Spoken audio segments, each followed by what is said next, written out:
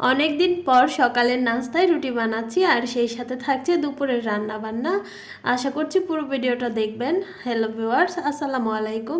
কেমন আছেন সবাই? আলহামদুলিল্লাহ আমরা অনেক অনেক ভালো আছি। সকাল থেকে ভিডিওটা শুরু করছি। এই তো সকালের নাস্তা বানাতে চলে আসলাম। প্রতিদিন সকালবেলায় আমার ঘুম থেকে উঠতে দেরি হয়, ছেলেটা অনেক দেরি করে ঘুমায় আর সকালবেলায় একটু ঘুমায়, তো আমিও তার সাথে ঘুমিয়ে থাকি আর সকালবেলা তেমন নাস্তাও বানানো হয় না।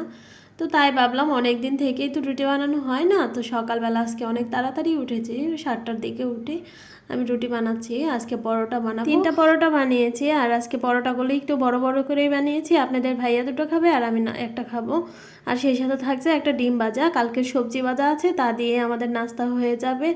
এখন আমি ডিমটা ভেজে নিচ্ছি আর সবজি ভাজাটা আগেই গরম করে নিয়েছিলাম। এখন আমরা নাস্তা খেয়ে নেব।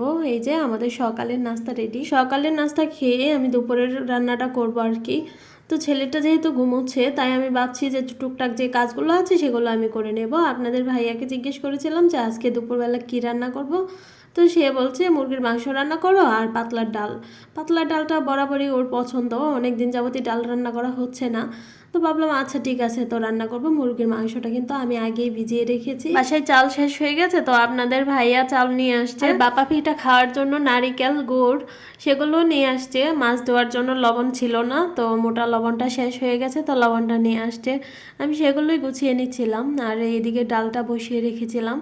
তো ডাল হয়ে গেছে, আমি বাগার দিয়ে উঠিয়ে নেব। এদিকে ছেলেটাও ঘুম থেকে উঠে গেছে, ওকে নাস্তা খাওয়াতে হবে। আমি ডাল বাগার দিয়ে ওকে নাস্তা খাওয়াবো, তারপর মাংসের তরকারিটা রান্না করব। ডাল বাগার দেওয়া হয়ে গেছে, শেষে আমি অল্প একটু ভাজা জিরা গুঁড়া দিয়ে দিয়েছি। আর ভাজা জিরা গুঁড়া দিলে কিন্তু ডালটা খেতে অনেক ভালো লাগে। ছেলেকে খাওয়াতে আজকে 2 ঘন্টা সময় লেগেছে। এখন আমি কখন তরকারিটা রান্না করব তাড়াহুড়োই। তো আমি সবগুলো মাংস ধুয়ে আমি কড়াইয়ের মধ্যে বসিয়ে দিয়েছি, মানে সবগুলো মশলা দিয়ে মেখে রান্না করব। তাড়াতাড়িও হবে, আমার সময়ও বাঁচবে। পরিমাণ মতো সব মশলাই দিয়ে দিব। এখানে 3 চামচ পেঁয়াজ বাটা দিয়েছি আর 1.5 চামচের মতো রসুন বাটা। আর আজকে মাংসের সাথে আমি আলু দিয়ে দিয়েছি, কারণ মাংস সিদ্ধ হতে যতক্ষণ সময় লাগবে আলু সিদ্ধ হতেও ততক্ষণ সময় লাগবে।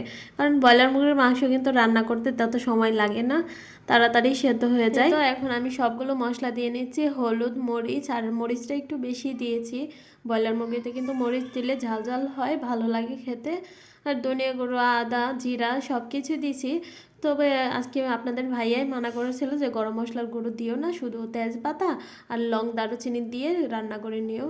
আর ব্রয়লার মুরগিতে এত বেশি মশলা দিলে খেতে ভালো লাগে না, অল্প মশলাই তুমি রান্না করো।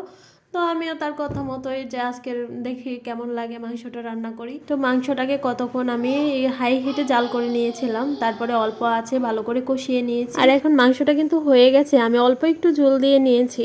আর কতক্ষণ জাল করে নিয়েছিলাম যাতে মাংসটা একবারে কষা কষা হয়ে যায়। আর তরকারিটাও কিন্তু অনেক মজা হয়েছিল। ভিডিওটি এ পর্যন্তই, ভালো লাগলে পাশে থাকবেন, আমাদের জন্য দোয়া করবেন। আল্লাহ হাফেজ।